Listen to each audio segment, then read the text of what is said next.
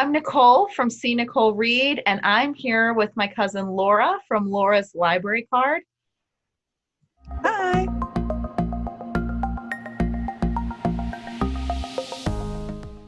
And we are together today to discuss a book that we've both read, The Theft of Sapphire by Joseph Daniel.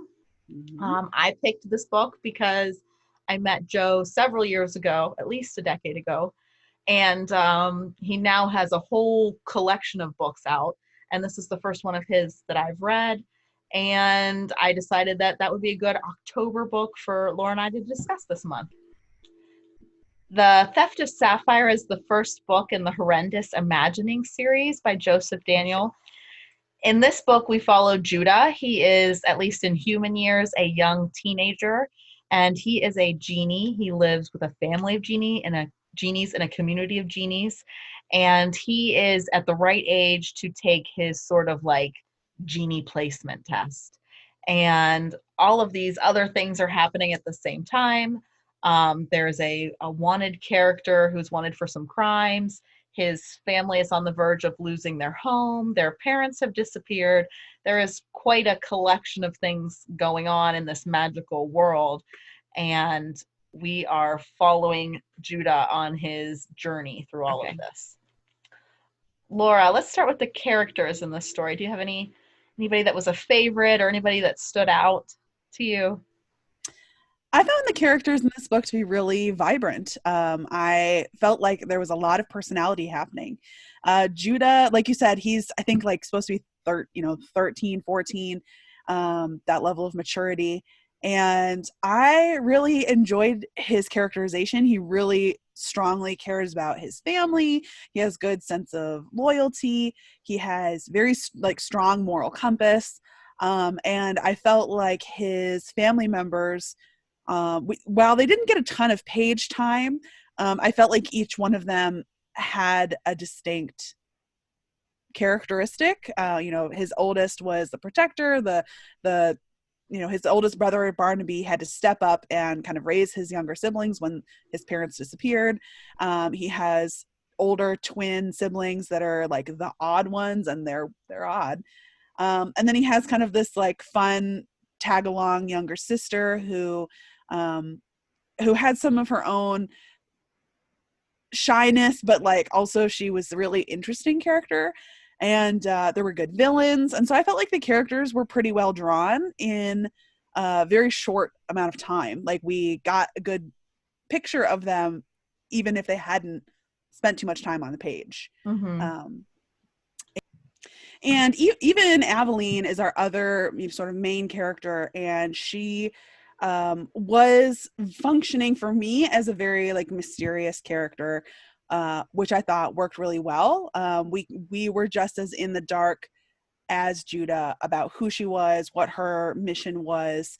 So I really enjoyed the characters, and I felt like they were very vibrant. And there were a lot of, none of them were human, but there were a lot of, like his car is a pet, so his car pet had like a personality, and it created this little Goliath, like little sentient creature, and like that never even actually spoke, but it had a personality. So I felt like the character. Joseph didn't describe Goliath at all as like baby Groot, but that's what I kept picturing the whole time. Like anytime he would do something, I'd be like, oh, baby Groot. Oh, I was picturing it as like a tiny little like knight in armor kind of thing. Right, he was like a warrior guy, yeah. Yeah. Like 8 inches, yeah. Yeah, he was only supposed to be like 8 inches tall. But yeah, he was definitely sort of like humanoid, even though that was not at all how it was described at the start. It was supposed to be like a monster battle thing, and I'm like, anyway, it was cute, and it never actually spoke, but managed to have a lot of personality. So I felt like the characters in this book were really vibrant and enjoyable to read and kind of follow in their story. They were believable. I liked the characters. What did you think of the characters? I particularly liked the depiction of the twins that were just above him. He called them the odd ones. I guess everybody in the family kind of called them the odd ones. And I think even in the like surrounding community, people knew them as the odd ones. But I really liked their personality. They were a little bit maybe supposed to be like maybe like autistic a little Mm-hmm. bit. They didn't understand um, so much the older brother's emotions, and they had a Yeah. book that they would have to flip through and try to match his face to, and Mm-hmm. they would be like, this is his angry face, this is his Yeah. happy face, and they were wrong, like they were like reading his emotion and his like nonverbal communication wrong unless they referred to their book. And Yeah. I thought that was, I liked that, I enjoyed that a lot, especially at one part where Barnaby, the older brother, was not at all in love with what was happening, but they were like, "Look, that's his love face. He's in love." And Yeah. it was. I thought that was like quite a good bit of humor Yeah. interjected in there. Yeah, I agree. And there was one or two other moments where one or both of the odd ones like had to read the situation and then try to like comfort Judah, and they'd be like, "Oh," and it was like Val patted his thumb in comfort, and I'm like, his thumb, but it just like added that level of humor to those Mm-hmm. characters. Yeah. Like they wanted to be supportive, caring siblings, even if that wasn't like their natural state. Right. So they had to work a little harder at it. So you could appreciate that, like, oh, they were patting his thumb. It was like they were trying to be comforting, even though they Right. didn't really have it in them. Like, Right. yeah. Um, what about any of the like bad guy characters? Like, did you feel like they were well drawn and sort of complete? I sometimes feel like the villain characters can kind of be a bit more flat, just because that's the only way we know them is as villains. So I feel like we didn't know a lot about like the big bad was supposed to be Alifair. And he was also the Barnaby's boss, and he was sort of like this big wealthy figure. He owned the repo agency that collects the bad the wishes that have been granted wrong or they didn't work out. So Mm-hmm. they repo those wishes. And I don't feel like, I mean, I definitely knew he was like the big bad guy, but I don't feel like we knew a whole lot about him, which there is at least one more book in this series. I don't know how many more, so maybe we learn a little more then. Yeah, I mean, I enjoyed the characters. I felt like Alifair, we see more of him in the last quarter to a third of the book. And I wasn't surprised for him to come back. Like we see him a little bit right at the start. He's set up as like this bad guy, but not like the big bad. He's just one of the pressures that Judah and his family are experiencing. And then he comes back at the end and he really is a lot more involved in the plot than we kind of realize, or than I realized anyway. I felt like his and his children's characterization was interesting and had a lot of potential and was a little bit more than like that one note like I was mentioning before. Yeah, I did feel in a lot of ways, I mean, this is sort of a general statement and we can kind of come back to it, but I did feel that this book was very strongly a first book in a series. Like there was just a lot of that. There was a lot of info dumping. There was a lot of like laying out of the world, and there was sort of a lot of setup. And this book had its own contained plot, but it very definitively was also setting up book two. Right. Um, Speaking of like the world and the crafting and the atmosphere, what did you think of the setting, world building, atmosphere, all of that elements? So they're genies, and they can, use elements and gems and things like that to grant wishes and make creatures and things like that. And they have to take this test at the baffling to find out sort of what level they'll be placed at. And I understood all that, but I was really wishing that we could have had a little bit where it didn't even have to be Judah. It could have been another character that we could have actually seen them granting a wish to a human, because that was like the end goal. Like you're gonna pass your baffling and go out and grant wishes. And I wish we could have seen that happen just once or twice. Like we saw the horror fiends and the wishes gone wrong, but I wish we could have seen like them grant a wish and it go right, so we could just see what that was or read what that was like. Yeah. Yeah, I agree. We when I first opened this book, I really didn't know that much about it. I had read the basic blurb when we first picked this book, but had essentially no memory of. I was like, oh, genies, wishes, stuff, yeah. Um, and to me, this book is sort of a YA or middle grade. I'm not 100% sure of that distinction, but Mhm. to me, it's sort of like a middle grade level book, maybe YA. I would definitely agree, like middle grade. Yeah. Hmm. And so when I first opened it and got started, I enjoyed like kind of reading. I did say a little bit of it was info dumpy at the start, and I think there was a little bit of that, but we really just dive right in to this world. It's a description of genies and they're nocturnal, and so there's a lot of switching of like night and day. Like, and so instead of people having nightmares, they have daymares. Um, and so we're like right thrown into things. And the very first chapter opens with Judah. He's trying to take a job. He wants to make some money.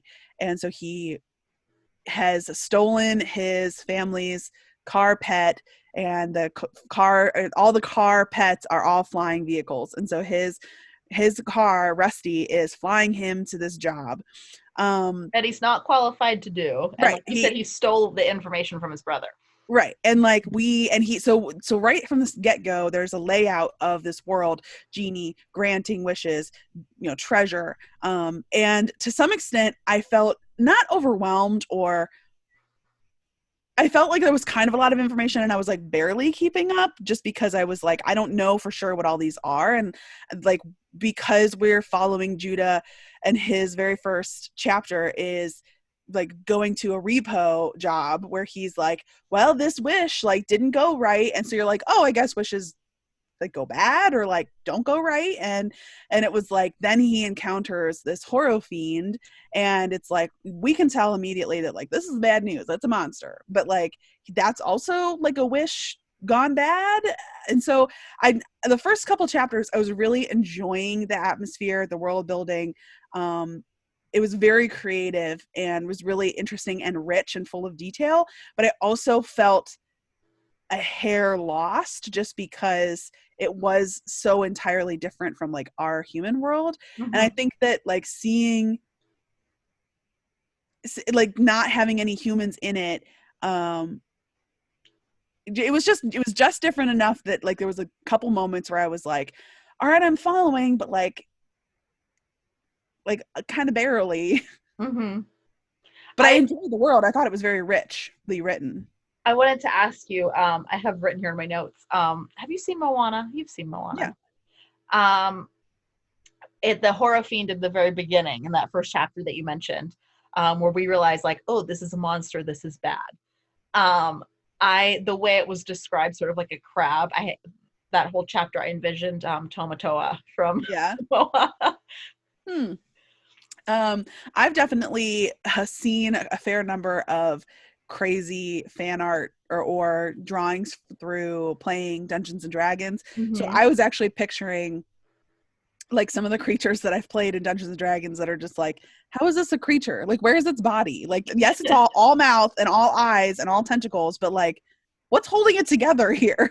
And so yeah, it was very evocative, and I felt like Judah was written very strongly right out of the gate in this chapter one, where we were right there with him. We were like, come on, like you can make it. We were cheering for him. We understood his fear. We kind of understood his reasoning for going to this job in the first place. Like in a very short amount of time, we're like, oh, his family's in trouble, and like we care about him very quickly, and like we start off with an action scene. I felt like the book had a really strong start, and throughout the whole book there are so many elements of a really great atmosphere and world building that I found really intriguing.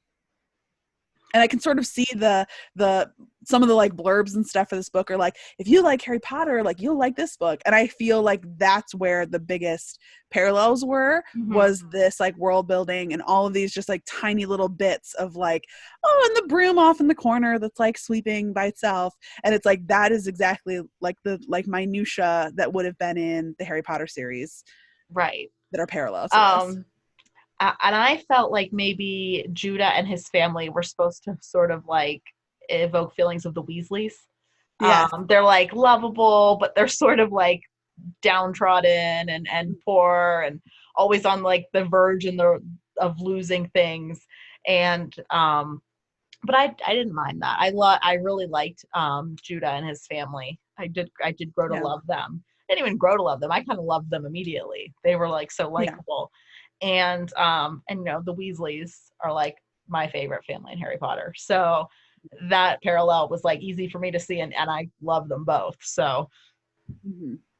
So we have used a lot of descriptive words in discussing the sort of atmosphere and world building of this book and how rich and vibrant it is and how well drawn the characters are. Do we want to talk about sort of the author's writing style or how the book was written? I feel like he had a good imagination and a good, like, he was good at playing on words. Like you already mentioned, the carpet, Mm-hmm. which, when you think of genie, you think to Aladdin, you think of flying carpet, you think of that whole the flying rug. So, but in this, he sort of played on it that the car was the pet, and that's how you got the flying carpet. Yeah. And there was another, towards the end, more I would say towards the end of the book, they call um, the genie that lives in a lamp is your sort of like your subconscious, Mm-hmm. and they refer to it as the jinn because it was your part of your imagination, and it Mm-hmm. and it really, Joseph really stuck out that it was called the jinn from the imagination. And a jinn is also another word for, like, historically for a genie or someone who Yeah. grants your wishes, somebody that like sort of magical entity. Yeah. And there was several more throughout the book, but I'm not gonna like give them all away. But those were the two that I wrote down that I was like, oh, that's really cute. Like I really like that. Yeah, as a person who in real life really enjoys puns and wordplay and clever turns of phrase, um, I felt like this book was really chock full of them. Occasionally, it started to get a little like, okay, like this is slightly annoying in this particular instance, but there was a lot of there was just puns sort of throughout the whole thing, or there was frequently one of the techniques that the author frequently would do. He would be like, Clayton took a step toward the door. Judah took a step to prepare to run. Everyone stopped. There were no more steps. And so it's like he like frequently repeated things in a slightly different phraseology to kind of be repetitive, but also like funny. And sort of it was a way to kind of use that wordplay in a clever manner. And I really enjoyed that. And I felt like I never found it confusing. I usually felt like it was for fun, for humorous purposes. Mhm. But it was, to me, it was very clear that this author has always really enjoyed words and word games and kind of synonyms, homonyms, and like using a slightly different word to like, I think that the word choice was very deliberate in crafting the writing style and contributed to the how well the world was done and the characters were done, but also just made the narration like light and funny. And we talked about how maybe this would be a good book for like a early teen or middle school aged kid. And while that was like really obvious to us as adults, kids are kind of at that age that this book was geared towards, that they might not get that right away. Or if Yeah. they do get it, they're like, oh my gosh, that's so funny. And they feel a little Mm-hmm. smarter because they picked up on it. They feel like they're Yeah. in on what was happening with the wordplay. And so I think that um, this would be a really good book to help develop that skill in those Yeah. kind of like early young readers. Mm-hmm. Yeah, I definitely felt like this author, Joseph Daniel, a he had his own distinct writing style. His voice came through, and it lent Judah a humorous edge, but also sometimes like a sarcastic edge, or like sort of as a he was noticing things that like that was a way to point out to the reader, I think, kind of hammered home his observations and his emotions without being like, Judah felt scared, like, so I thought that that was really cool. And not that it was the same in any way, but to some extent, the writing style was almost distinct enough to jump out as much as like Lemony Snicket's writing style for me. Like I remember reading Lemony Snicket, in early teenage years, late elementary, and his particular writing style was just like so distinctive from any other book that I'd ever read. And to me, like, not that they're similar, not that Lemony Snicket and Joseph Daniel are similar, but I feel like this book has a very strong voice that I appreciated. One more thing I had written down here that I wanted to point out to you. I don't know that much genie lore or Jinn lore, but in the very first chapter, I almost said paragraph. In the very first chapter, they talk about genies bartering wishes at the crossroads and how they're like crossroads. Sometimes they're referred to as crossroads demons, and I was like, are Sam and Dean gonna come out? Like, where are Sam and Dean? I agree. I caught that too. Not necessarily the supernatural reference because I've never watched that show. I thought you had. No, I watched like 2 episodes of it and was kind of like, oh, yeah, I'll get back to this. And then I never did. It's finally ending. Well, I know, and that was the other part of it was I was like, the show is so long that I was like, this is an investment. But yeah, maybe not. Like maybe once it's all wrapped up, I'll go back and watch it. But no, I had heard, I mean, I'm not like familiar with genie lore or whatever either, but I had heard that somewhere that rang a tiny little bell that like you would encounter someone at a crossroads. And I feel like there was another book that I read. I want to say it was The Diviners by Libba Bray. Probably somebody who's watching this is like screaming the name. But I read that book years ago. I didn't really like it. Now that person's turned off because they're like, how could you not like The Diviners? Anyway, there's a lot of like lore about like the crossroads and like both how that means something for like gypsies, fairies, like other kind of creatures. I don't mean like gypsies like people from Romania. That's like not what I meant. I meant like in books where somebody has magic, like meeting and like a deserted crossroads in the woods is like a place to meet. Okay. Where magic would happen. That little bit kind of rang a bell in my head, and I sort of wish that would have come back, but it never really came back throughout the book. Mm-hmm. I feel like maybe if we'd had seen more or like a wish or two granted in the human world, sort of instead of the genie community, maybe we would have seen that come into play a little more. Yeah. Mm-hmm.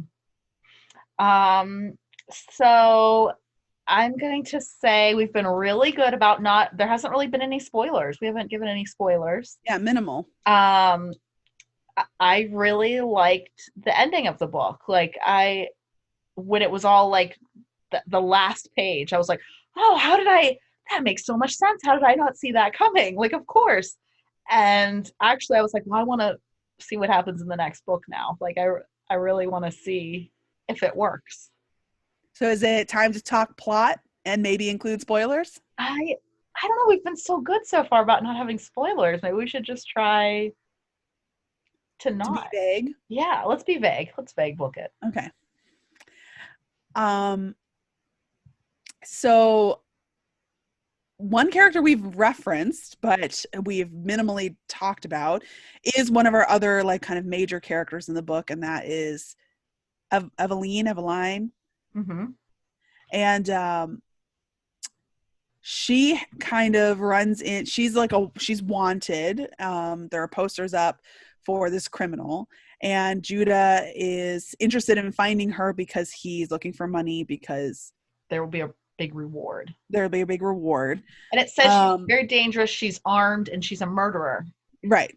So he's like nervous, but he had failed in chapter 1 on successfully completing this repo job, and he then takes this test. And I mean, should we discuss the test? The test is only chapter 2 or 3. Like, basically he just doesn't do really great on his test.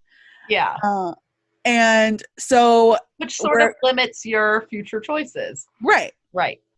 So he's concerned about his family. He's concerned about losing his house. He failed on that repo job. He didn't do so hot on the test. he's really they're about to be evicted from the house. There's giant numbers counting down on his house that is like reminding him constantly how in danger his family is of losing their house. And so when he sees these wanted posters for this dangerous murderer, he wants that reward. And so that is how this character kind of comes into the book. But essentially, as soon as the wanted posters show up, I knew that she was going to be a major character and that she was not going to be a murderer. So I don't feel like that's a spoiler to say that she's... Right. From the moment you meet her, it's quite apparent that she's not a murderer. Right. She's like a young genie, very close in age to Judah. And he kind of immediately... they get into like a scuffle when they first meet, but then they very quickly are like, oh wait, you're not attacking me? You're not attacking me? Oh, okay. You're not really a murderer? Okay. Oh, okay. And so it's sort of they form this unlikely alliance because he thinks she might be able to help him get treasure, get money for his family, so ultimately they won't lose their house. I don't feel like that's giving away too much of the plot. I don't either. And Judah doesn't know anything about her, really. Right. And we as the reader don't know anything about her. We're not privy to anything that he isn't. So she's still, for the bulk of the book that we know her, she's still sort of like this mysterious character. But we feel like we can trust her. Like, we're not like super cautious of her. Yeah. I mean, Judah realizes like almost immediately that she's not a murderer. Things are not quite as they seem to be on the broadsheets. And she offers to like work with him. Like, she's like, oh, well, we have similar goals. I know a way for you to get a bunch of money and you can help me in the process. And so they sort of hesitantly form this alliance. Right. Overall, for me, the plot was very driving. I felt like there was a lot of action in this book. It was a page turner. It was fun to kind of just keep reading. I never really felt like we were like bogged down, or it was very like steadily progressing. So it was definitely action filled. I did feel a little bit like the plot was very like Judah basically in every chapter is like, this is my plan. And then throughout the course of that chapter, he's like, that didn't go to plan. New plan. I thought this through a little better. Yeah. Yeah. And so every chapter is like, okay, I got to roll with this. New plan. And so it's sort of, and then like when the two of them get together and they're like, okay, here's what our plan is going to be. And the same thing sort of keeps happening where they need to adapt on the fly as their plans don't work out. And a little bit started to become a little like repetitive and sort of convoluted, where they were like, okay, we need to do this, but to do A, we need to do B. And then they go to do B, and someone's like, well, first you have to go do this. And so it's like, starts to be like, we have to get the thing, to find the person, to talk, to get to the question, to like get the, and so it started to get to the point where I was like, we've adapted the plan so much that like I not even the same plan anymore. Like, what? Yeah, and sort of like to some extent that's interesting for a character arc. Judah is coming up against consequences and coming up against like failures. His plans fall apart, but at the same time, it did become a smidgen frustrating as a reader that like there were almost no plans that actually worked. Well, we have to remember, Judah is 13. I know.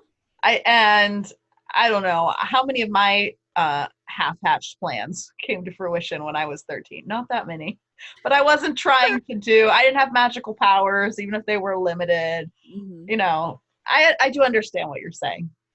Were you gonna say something more? No, I just was gonna be like, yeah, I know.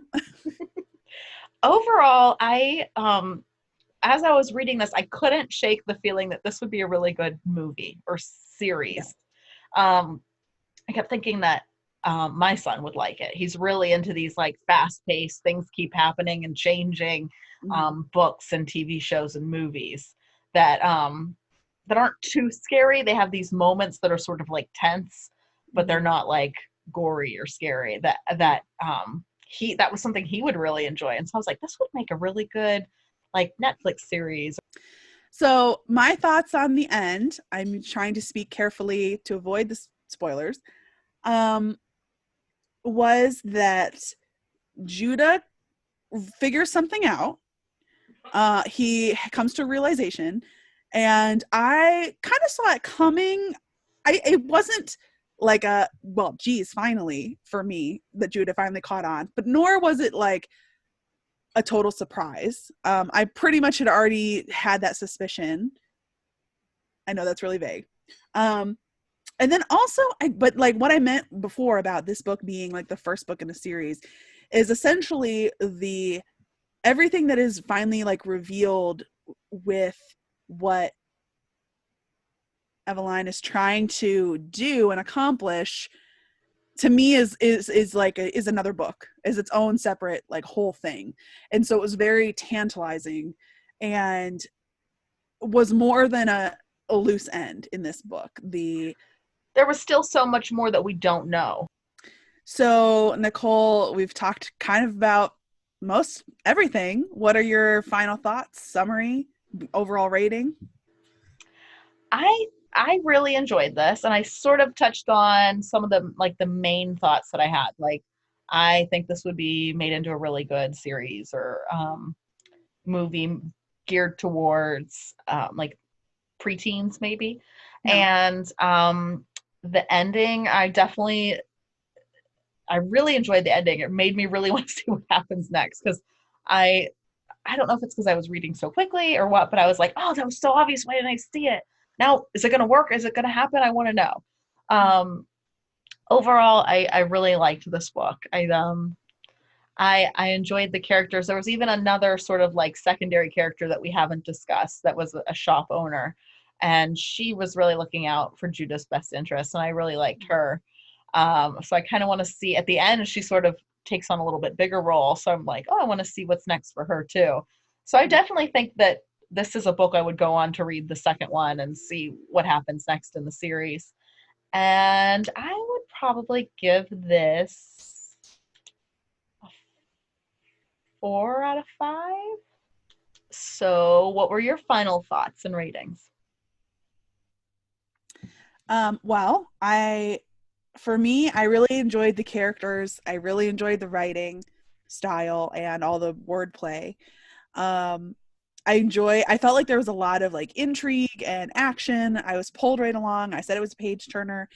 Um, I don't think that there were giant plot holes in any way, but I felt like a little frustrated that there was so much changing of plans and following along with what the final plan was, and how to some extent like Judah's final plan was not matching up with the people he was working with. um so I definitely feel like this book was like the first book in a series and did a lot of setup for future books. That being said, I would be interested in potentially continuing this series. This isn't usually the genre that I read, just because it's like middle grade and like very fantasy, but I really enjoyed the book. So I would be interested in continuing reading and finding out more. And I agree that this could be a good adaptation too. So ultimately, yeah, I agree. I think that for me, it's very like a 3.5 to 4 is a solid rating. I would definitely agree with that. That's kind of where I'm sitting too. Yeah. Yeah.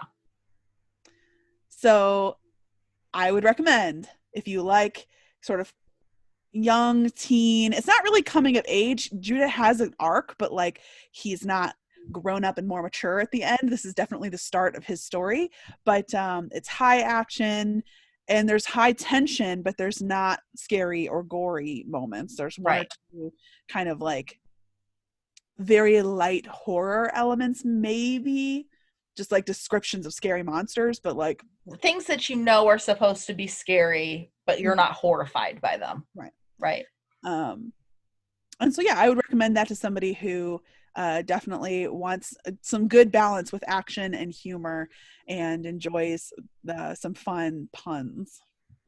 Along those lines, I'm kind of thinking it would be a good series to maybe introduce to a child if you want to do some reading together, or Mhm. if they're looking for something a little more mature, Mhm. without being, that you have to be afraid or concerned of the content being too mature. It has that feeling of like adult things are happening, but you don't have to, it's not like adult content. It's appropriate for a child still. Continue. Well, thanks for chatting with me. And next time it'll be your turn to select the book to read for the end of October or into November. So I look forward to picking or hearing what you pick. Do you have anything in mind yet or not yet? I definitely plan to read some paranormal romance. Yeah. Coming up soon. It is the spooky season. And there was a paranormal romance readathon announced, I think the first week of November. So I definitely have some of that on my radar. So we could kind of swing wildly in a different direction. Hey, I mean, I feel like everything we've read has been different from the last. That's true. So I'm game. It's been quite a while since I've read a paranormal romance. So definitely. I'll pick something and kind of let you know. That sounds good. Thanks for having me. Oh, thanks. Thanks for coming. All right. Remember to check out Laura at Laura's Library Card, and I'll link her down below. And thanks for joining us this evening, and have a great rest of your day. Thanks. Bye. Bye, bye, bye.